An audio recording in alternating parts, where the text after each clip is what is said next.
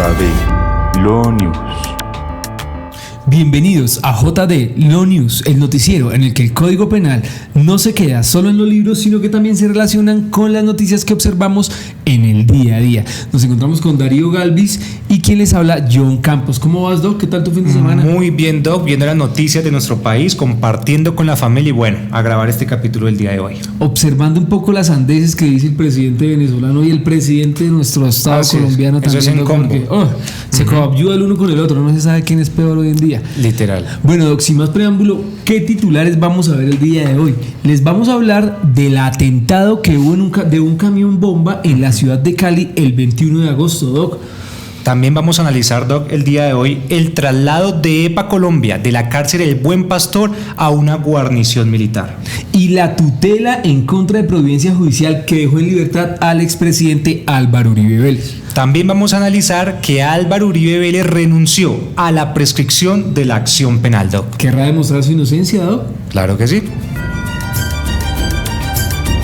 Bien, Doc, hablemos del atentado que se perpetuó en la ciudad de Cali el día 21 de agosto de esta anualidad, Doc. Atentado que se le atribuyó a las disidencias de las FARC, que lamentablemente al día de hoy ya van más de 15 personas fallecidas y más de 50 personas que resultaron heridas, Doc. Realmente, de antemano, sé que para las familias deben estar pasando un momento muy difícil. Tengo entendido que muchos dejaron esposas, madres, hijos, muchas personas quedaron como madres cabeza de familia. Entonces, de antemano, excusamos todo por el tema porque pues uno sabe que es algo delicado, que toca susceptibilidades de las personas. Y también vi que afectó a muchos comerciantes y personas del lugar. ¿Tuviste el video, Doc? Sí. Fatal, Doc, o sea, desgarrador. Totalmente. Y eso, que solo estalló uno de dos camiones bomba que iban directamente por el atentado. Hubiera hecho, mejor dicho, eso hubiera sido un caos, y nomás increíble. Así. Bueno, Doc, adentrémonos un poco al análisis jurídico. Tengo entendido que capturaron a 2 personas por la presunta participación de este atentado, alias Sebastián y alias El Mono. Personas que ya fueron legalizadas, imputadas y que el juez de control de garantías les dictó medida de aseguramiento intramural. Claro, por la gravedad. Claro, Doc. Entremos a analizar un poco los tipos penales por los cuales fueron imputados y van a ser muy seguramente enjuiciados estas 2 personas. Interesante eso, Doc, claro, porque lo primero que uno se pregunta es, bueno, ellos cometieron este delito, pero ¿cuál delito? Porque lo primero que uno dice, bueno, hubo homicidio, pero aquí por lo que hubo un carro con una bomba que queda como en ese limbo de fue un atentado. Pero ¿qué? El tipo penal de atentado no se configura en el Código Penal. Entonces la gente dice, ¿qué tipos penales se pudieron haber configurado posterior o más bien con base a este atentado? Pues la Fiscalía General de la Nación imputó los tipos penales de homicidio agravado, tentativa de homicidio agravado, concierto para delinquir agravado. Sí, claro, Doc. Y también le imputaron el tipo penal de fabricación, tráfico, porte de armas, municiones de uso restringido, de uso privativo de las Fuerzas Armadas o explosivos, Doc. Entonces, ¿qué pasará acá? ¿Qué tipo de condena van a tener si es que llegan a ser condenados? Porque pues todavía se presume la inocencia, ¿no? La presunción de inocencia. Y esto es algo que muchas veces nos cuesta entender, ¿no? La gente dirá, pero ¿cómo así que se presume la inocencia si estaba en el lugar de los hechos, se le capturó? Pero recuerden que nosotros hablamos respecto a lo que la ley dice, y la ley dice que una persona aún así se capture en flagrancia hasta que no se le lleve a cabo todo su proceso y se logre probar por parte de la Fiscalía en el proceso, más allá de toda duda razonable, que cometió la conducta, hasta ahí sí podríamos decir manteniendo la presunción de inocencia totalmente, Doc. Exacto. Walter Esteban Yonda Ipía y Carlos Steven Obando Aguirre fueron las 2 personas que fueron judicializadas, capturadas y posterior a ello imputadas y con medida de aseguramiento por este delito, Doc. Pregunta, Doc, ¿cuántos años de prisión, como vimos ahorita que tú explicaste todos estos delitos, cuántos años de prisión podrían terminar pagando estas personas? Doc, pues como aquí en el Estado colombiano no tenemos el mismo sistema penal acusatorio que en los países como Estados Unidos, que es un país federado y lo divide, es regulado por una sola constitución, pero cada estado maneja sus temas, ¿no? Okay. Aquí las penas, los tipos penales no son acumulativos tampoco, entonces aquí no es que los vayan a condenar por cada persona que falleció, por cada tipo penal que se les imputó, no. Si a bien entendemos que efectivamente como hubo un concurso heterogéneo de conductas, pues obviamente, o bueno, más bien no obviamente, podrían estarse enfrentando a la pena máxima del Estado colombiano, que llegaría a ser hasta de 60 años de prisión. Años. Importante hoy explicarle a las personas, nosotros muchas veces hablamos de concurso heterogéneo, y ese concurso heterogéneo pues consiste efectivamente es cuando se cometen varios delitos diferentes, o sea, la misma persona comete varios delitos diferentes, como vimos al inicio que tú explicaste, sí, que era homicidio agravado, tentativa de homicidio agravado, concierto para delinquir. Pero bueno, Doc, en la máxima, efectivamente, le pueden dar la máxima porque el Código Penal establece eso, que sería hasta 60 años de prisión que les pueden dar. Quiere decir que es una condena dura. Si los hallan culpables es muy complejo. Dura, Doc, porque el homicidio agravado parte de 420, pero alcanza hasta los 600 meses. Aquí estamos hablando de los 720 meses de pena privativa, que son los 60 años. Claro, y ahí se toma. Y son jóvenes, lo peor es que son jovencitos. Jovencitos, por lo general los reclutan así. Sí, a la que embarrada, ¿no? Atentado que cabe resaltar que se le atribuyó a las disidencias de las FARC. Obviamente que esta gente tiene sus pupilos y los peores que mandan a cometer estos tipos penales, porque es que hoy en día con tanta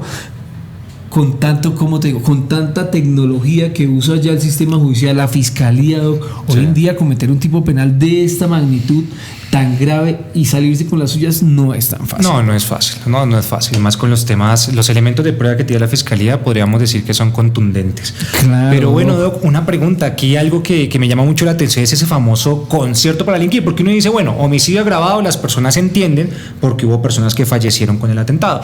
Bueno, tentativa de homicidio agravado, bueno, se entiende porque hay personas que quedaron heridas. Total. Pero ese concierto para delinquir que muchas veces lo escuchamos en las noticias, en todo lugar, ¿en qué consiste, Doc? Doc, recordemos, ya como lo hemos hablado en videos anteriores de estos análisis jurisprudenciales, el concierto para delinquir consiste en, valga la redundancia, cuando se concertan dos o más personas con el ánimo de cometer un tipo penal. Sí. Pero ¿y en qué se diferencia de la coautoría, como ya lo hemos hablado? Parecen hermanitos, son muy parecidos. Exactamente. Lo que diferencia de la coautoría del concierto para delinquir, uno, es que la coautoría es un amplificador del tipo penal, y el concierto para delinquir sí es un tipo penal aparte.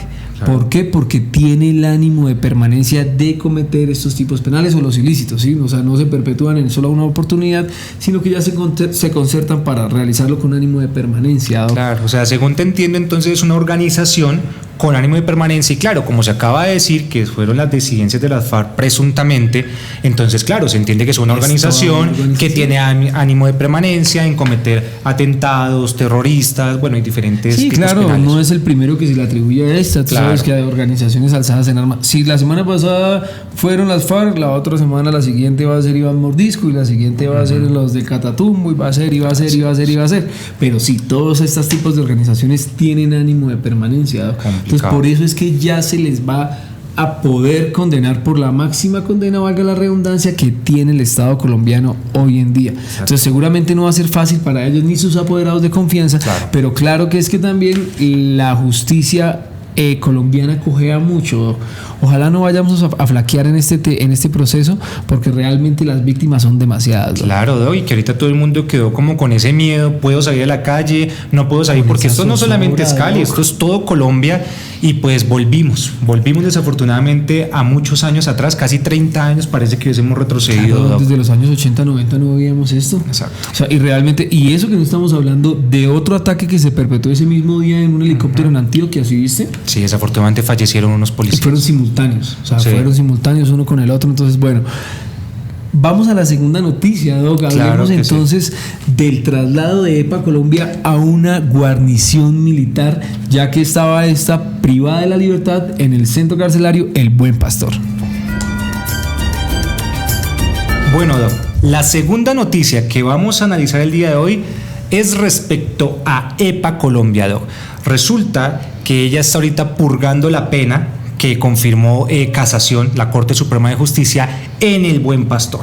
por el delito de instigación con fines al terrorismo, entre otros. Sí, señor. Pero aquí lo más importante que es ahorita que está sonando mucho, que a ella le dieron el traslado, Doc, a una guarnición militar para que siguiera purgando la pena en ese lugar, y esto ha generado, por un lado, personas que se sienten un poco felices por ella, pero por otro, los familiares de las personas que están en centro penitenciario y carcelario pues se preguntan por qué ella sí y mi familiar no puede realizarse ese traslado. Sí, he visto que han habido varias discrepancias respecto del tema, posturas por un lado, posturas por el otro, alguien a favor, alguien en contra, como en todos los casos aquí polémicos aquí en Colombia. Claro, va a pasar, y más que nosotros nos damos cuenta como abogados litigantes en el derecho penal que somos, todas esas solicitudes que uno envía al juez de ejecución de penas, y bueno, a veces las autorizan, a veces no, y es un poco frustrante. Total. Pero bueno, vamos a analizar, Doc, por qué a ella le permiten esto.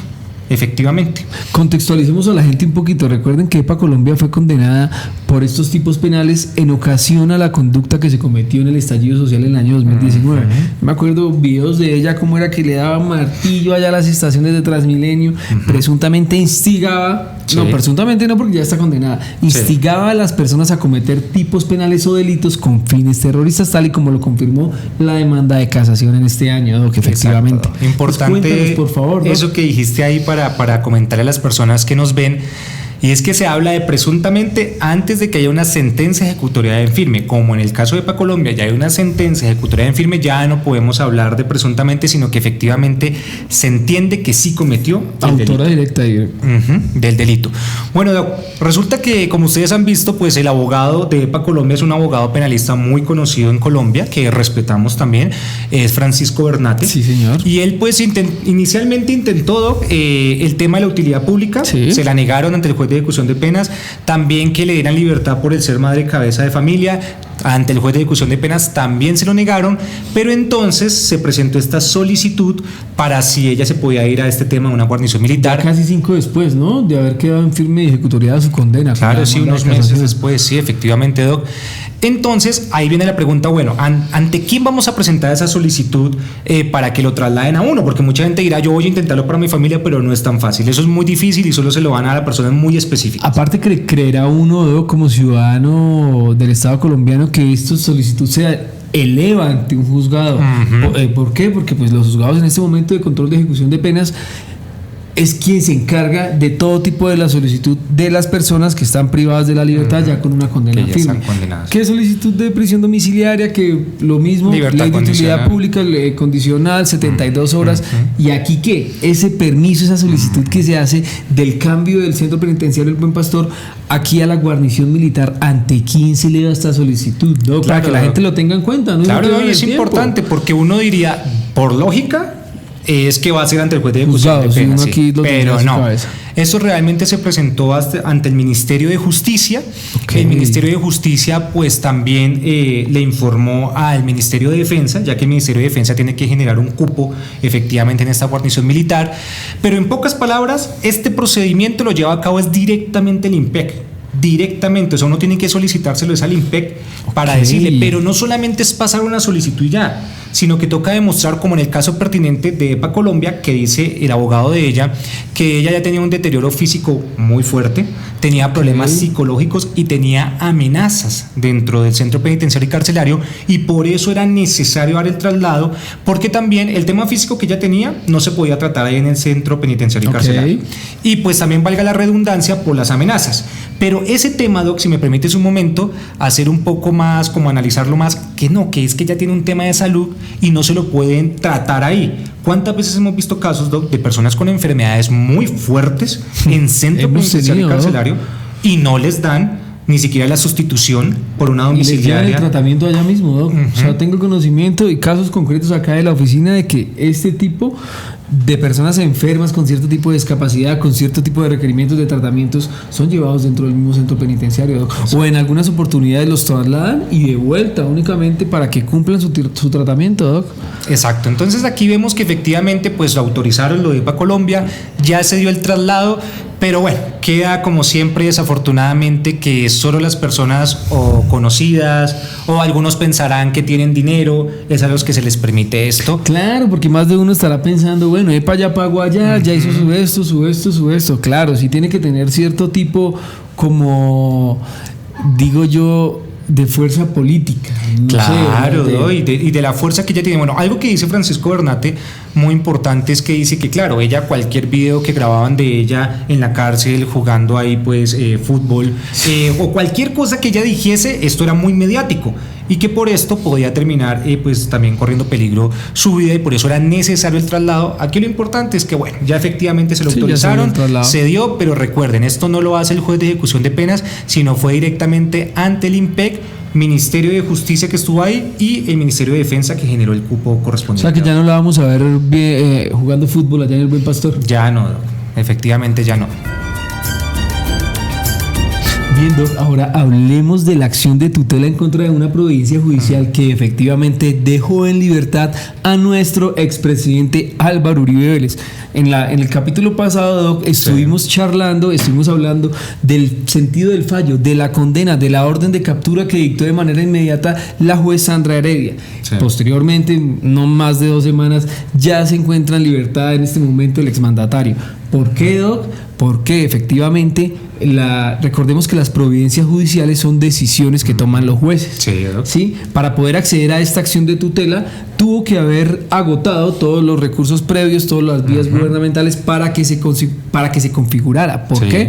Porque esta requiere de la subsidiariedad, Doc. Entonces tengamos presente que uno de los requisitos de la acción de tutela es que es un mecanismo subsidiario, ¿no? Claro, Doc. Entonces, como pues según te entiendo, para que las personas pues de pronto nos comprendan mal la idea, si yo voy a poner una tutela, ¿cierto?, contra una decisión de un juez, yo primero tengo que mirar la ley que establece los mecanismos como reposición, apelación, y después de agotar eso, ahí sí la tutela. Es, hablándolo para que la gente lo entienda, es como la última oportunidad que tiene la persona después de ya haber presentado todos los mecanismos previos que se configuran dentro del caso concreto, porque pues una tutela en contra de una providencia judicial no es lo mismo que una tutela en contra de un derecho fundamental de petición. Exacto. Sí, o sea, sí, porque es importante eso, que cuando se da la tutela contra la providencia judicial, como tú dices, Doc, tiene que ser porque se va a argumentar que se violentó algún derecho fundamental. Total, Doc, aparte que esto casi no procede, o sea, es difícil que proceda una acción de tutela, uno en contra de un acto administrativo y 2 en contra mucho menos de una providencia judicial. Es complejo, pero bueno, hoy en día hay, de este sí que hay, mejor dicho, posturas totalmente diferentes. Me he sentado con personas, Doc, abogados que llegan y me dicen, la justicia penal coge aquí en el Estado colombiano, esto es una injusticia, que porque él está libre, que Doc, para mí se le estaba vulnerando los derechos fundamentales de la libertad de la persona. De inmediato se le liberó la orden de captura a la juez, Doc. O sea, ella no argumentó, no fundamentó en qué se basa para ordenar la orden de captura, porque recuerda que son unos requerimientos, unos criterios que, valga la redundancia, o que más bien están taxativamente claros en el sistema penal acusatorio, Doc. Claro, Doc, porque tiene que ser motivado. Pero importante esta noticia que estás dando, porque las personas se confundieron mucho. Cuando el Tribunal de Bogotá efectivamente respondió a esta tutela y dio la libertad de Álvaro Uribe, la gente pensó que ya se estaba hablando era que el tribunal dio un fallo absolutorio de segunda instancia y que él ya quedó en libertad total, y no. ¿Qué fue lo que pasó? No, la gente está rara. Para mí, o sea, si tú me lo preguntas, como abogado también hubiese pasado esa acción de tutela del expresidente Álvaro Uribe, porque se le estaban vulnerando los derechos fundamentales. O sea, como EPA Colombia no la condenaron desde el 2020-2021 que salió su sentencia de primera instancia, sino que vino a ser condenada hasta el año 2025, 4 años después. Sentencia de primera instancia, apelación, subió, sentencia de segunda instancia, confirma. Pasaron ya la demanda extraordinaria de casación. Y confirmó, Doc, y hasta que confirmó, durante estos 5 años se seguía manteniendo la presunción de inocencia de EPA Colombia.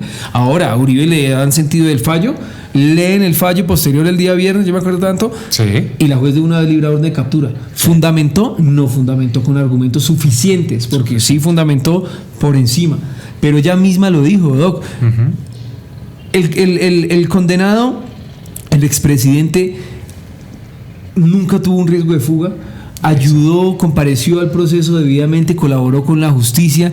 Como por qué le iban a librar una orden de captura. Obviamente ella quería ser famosa, Doc, porque quería ser la primera juez en Colombia de condenar a un exmandatario, digo yo. ¿Por qué? Porque tenía mucha fuerza política, Doc. Tenía obviamente mucho poder político. El peso político era muy fuerte, pero yo creo que para ella el día de hoy, en lo que a mí respecta, quedó como un total circo, Doc. Porque fue más lo que duró leyendo el sentido del fallo y leyendo los argumentos para librar la orden de captura de manera inmediata, en que el tribunal fallara a favor del exmandatario por habérsele vulnerado. Y es importante que la gente entienda algo, Doc, y es que nosotros, por ejemplo, no estamos haciendo esta afirmación porque sí, es porque realmente el tribunal, cuando da la respuesta a la tutela, el mismo tribunal dice que la juez de primera instancia no cumplió lo que la ley establece para poder motivar esa orden de captura de detención domiciliaria que le dieron a expresidente Álvaro Uribe. Bueno, Doc, pero también es importante si nos puedes comentar qué fue lo que directamente dijo el Tribunal Superior de Bogotá para fallar finalmente dando la libertad de Álvaro Uribe. Claro que sí, Doc, y se los voy a leer taxativamente para que no especulen y que digan que ustedes están diciendo que están inventando. No, el tribunal realizó la siguiente expresión, dijo: el análisis con el que se motivó la captura inmediata del tutelante no obedecían a criterios de necesidad, proporcionalidad y razonabilidad, al limitarse a argumentos en su mayoría genéricos, ambiguos, subjetivos, ajenos a la realidad procesal. Pero la gente se preguntará, Doc, entonces ya quedó absuelto el expresidente Uribe. Esa ha sido la confusión que se ha presentado. Claro, porque la gente no sabe leer las noticias, no sabe escuchar las noticias, Doc. Y por eso es que empiezan a haber comentarios aquí, comentarios de pasillo, que en el almuerzo, que en el desayuno, ay, que la justicia cojea. No, realmente en lo que a mí respecta, el fallo de tutela estuvo muy bueno, estuvo motivado porque sí se le va vulnerado el derecho fundamental. ¿Que queda absuelto el exmandatario? No, queda todavía la confirmación del tribunal ahorita en la segunda instancia. Si efectivamente, claro, si efectivamente el tribunal confirma el fallo de primera instancia, seguramente si no acuden a la casación, que pues seguramente su apoderado de defensa técnica lo va a hacer, pero se sigue manteniendo la presunción de inocencia. Entonces, si el tribunal confirma, ya de una vez ya pueden librar otra vez nuevamente una orden de captura. Eso no es que él vaya a quedar absuelto ya y que quedó. Por eso decíamos en los videos anteriores, cuando quiera vaya y vea los otros videos de J de los News, uno de ellos es un capítulo especial que hicimos de Álvaro Uribe, donde explicábamos que esto está iniciando hasta ahora, porque falta que segunda instancia se pronuncie y finalmente, si confirman, pues se va a ir a casación, que tiene hasta 5 años para responder. Aparte de que las medidas de aseguramiento no pueden justificarse, argumentarse en posibles hechos futuros. O sea, eso realmente, dijo el tribunal, sí, total, o sea, esto no va, y para mí. Yo también coadyuvo la decisión que tomó el tribunal de dejar en estos momentos en libertad al exmandatario Álvaro Uribe. Claro. O sea, y no porque sea él, no porque seamos derechistas, no porque vayamos en contra de Petro, que sí vamos en contra de Petro en muchas de sus decisiones, pero en lo que a mí respecta, la libertad de Álvaro Uribe nunca tuvo que habérsele vulnerado desde la primera instancia. Y importante, Doc, algo, y es que la Corte Constitucional había establecido hace poco realmente, porque ya se venía preguntando eso, con una persona le acaban de dar un fallo condenatorio y el abogado de la persona apela, entonces ¿le vamos a dar orden de captura o lo vamos a dejar en libertad? Cuando se da esa orden de captura, la Corte Constitucional dice que esto es algo muy excepcional y que hay que entrar a analizar si tiene arraigo social, cómo fue su comportamiento durante el proceso y que esto tiene que ser motivado. ¿Qué significa motivado? Que el juez tiene que dar razones suficientes, porque la regla general es que la persona vaya cursando su proceso penal, ya sea primera, segunda instancia o a casación, en libertad porque todavía se presume la inocencia. No, y es que hemos visto casos concretos, Doc, en los que condenan en primera instancia, confirman en segunda instancia, incluso hasta en la casación llegan a absolver. Hemos visto casos también en la que la casación confirma también y queda debidamente ejecutoriada y con una acción de revisión, Doc, logran retrotraer todo este proceso y efectivamente resulta siendo la persona absuelta de los tipos penales que ya le habían sido imputados y acusados y que ya por los cuales ya habían sido condenados, Doc. Entonces, yo de ustedes dejaba de especular y de ver noticias y de comentar porque realmente no saben lo que está pasando. ¿Sí? Y dice, no es que esté absuelto el exmandatario, no es que también es que la justicia sea un chiste en este país, no, es que realmente en lo que a mí respecta, la juez quería tener un poco de, ¿cómo le podemos decir? ¿Protagonismo? De protagonismo, sí, quería tener su momento de fama, obvio, iba a ser muy sonada no solo acá en Colombia, en Estados Unidos, en todos los países, ¿no? ¿Por qué? Porque es delicado condenar a un exmandatario. Claro. O sea, eso no se ve muy seguido. Y es importante porque muchas veces de pronto las personas que nos escuchan dirán, no, pero es que ellos están especulando respecto a los que yo creo. No, estamos especulando respecto a la ley. Conforme a lo que la ley dice, eso es lo que consideramos que ella se extralimitó, porque la ley no permite esto, ¿sí me entiendes? Salvo ella lo motive, y el tribunal dijo, es que ella no motivó. Entonces no solamente hay que argumentar con pasión, sino argumentar valga la redundancia, con argumentos exactamente, jurídicos. porque si no pasa esto. Claro. O sea, son los procesos en los que he visto que dura leyendo más el sentido del fallo y el fallo en que nuevamente esté el exmandatario en libertad, ¿no? Exacto. Entonces ahí uno se da cuenta que efectivamente ella lo que quería era protagonismo. Doc, la última noticia que vamos a analizar en el programa del día de hoy es que el expresidente Álvaro Uribe renunció a la prescripción de la acción penal. Sí, Doc, ayer nos dimos cuenta que efectivamente el exmandatario envió un escrito a la sala penal del tribunal, Doc, efectivamente renunciando a la prescripción de la acción penal. Asumiré o asumimos más de un colombiano del Estado colombiano que será para demostrar su inocencia, Doc. Claro, Doc, eso es lo que él busca, pero ¿por qué? Y eso es lo que vamos a explicar, pues. Instrumentalízanos, por favor, claro, Galvis. Bueno. Ustedes se estarán preguntando qué es la prescripción de la acción penal. Ya tratamos este tema también un poco en otro de nuestros anteriores videos, por eso los invitamos que vean los videos, pero aquí igual también lo vamos a explicar. La prescripción de la acción penal es que el Estado se coloca una sanción a él mismo. Quien persigue a la persona que comete un delito se llama Fiscalía General de la Nación. Fiscalía General de la Nación. Entonces la prescripción es el tiempo que tiene la Fiscalía para llevar a cabo la investigación, recolectar elementos de prueba y también, obviamente, los juzgados para decidir si la persona cometió el delito o no. Okay. Y si se pasa este tiempo, que muchos dirán cuál es, la regla general es que el delito prescribe al tiempo de la pena. En este caso eran 12 máxima, años. ¿Cierto? En este caso eran 12 años, Doc. 12 años, sí. Entonces prescribiría a los 12 años como máximo o como mínimo podríamos decir que prescribe a los 5 años, pero esto se interrumpió con la imputación, se volvió a cortar otra vez el término y este término pues ya quedó en más o menos 6 años. Ese término se cumple ahorita en octubre. Sí, el 16 de octubre. Y como estamos esperando que responda al tribunal la apelación, si el tribunal se demora más de los 2 meses o un poco más de octubre en responder, pues ya prescribe la acción penal, ya no pueden hacer nada, se extingue, claro. Y Álvaro Uribe se va totalmente en libertad. Pues por eso fue que le quitaron toda la carga procesal que tenía el tribunal para que única y exclusivamente respondiera a la apelación del exmandatario, Doc. Claro, Doc, para que no pasase eso. Pero entonces vamos a unirlo ahora con el tema de que Uribe renunció a la prescripción de la acción penal.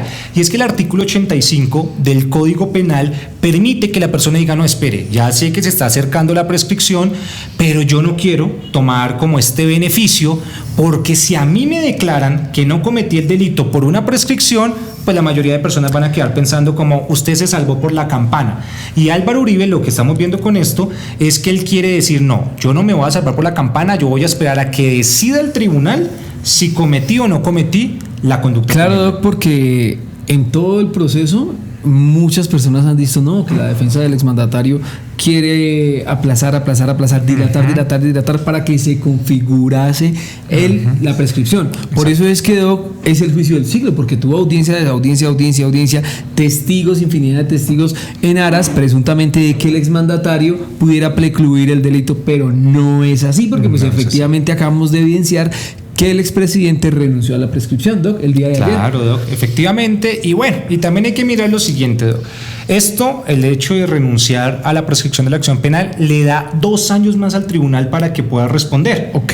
Entonces, tiempo le queda al tribunal. Y después veamos, digamos que el tribunal confirma el tema condenatorio de primera instancia, pues ahí se puede ir a casación ante la Corte Suprema de Justicia y esta tendría hasta 5 años para resolverlo. Como siempre hemos dicho, esto va para largo. O sea, tengo entendido que cuando se pronuncia el fallo de segunda instancia, también interrumpe el término de la prescripción. Claro. Y ahí tendría otra vez nuevamente 5 años para responder, confirmar, absolver la demanda de casación. La demanda de casación ante la Corte Suprema de Justicia.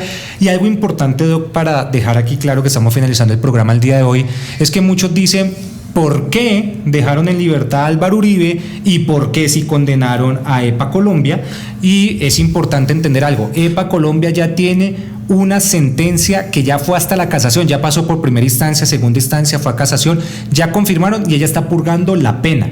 Álvaro Uribe hasta ahora va en primera instancia, se está esperando que diga segunda instancia y le queda ir hasta casación, y la libertad que se le dio a Álvaro Uribe solo fue de que estuviese, valga la redundancia, en libertad mientras se decide su segunda instancia. O sea, no tiene nada que ver. Presuntamente inocente. Claro, hasta que lo contrario. Uribe sigue siendo presuntamente inocente, pero EPA Colombia ya se sabe que la condenaron efectivamente. Era importante hacer esa aclaración porque se ha hablado mucho de eso. No, y es importante, Doga, hacérsela al mandatario Petro, ¿no? A nuestro presidente del Estado colombiano, porque él salió diciendo, ¿por qué a EPA Colombia no la tienen en libertad y al expresidente Álvaro Uribe sí le dieron la libertad? Efectivamente. No, que eso no es así. Sí, no entendemos por qué hizo eso, porque realmente la ley es muy clara. Entonces, analizando desde la perspectiva jurídica, lo de EPA Colombia y Álvaro Uribe son casos totalmente diferentes.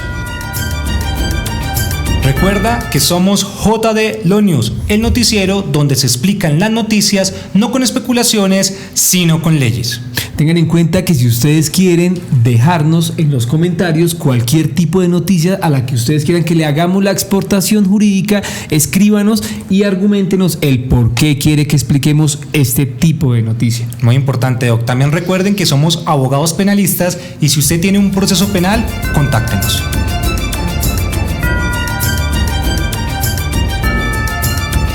JD Law News.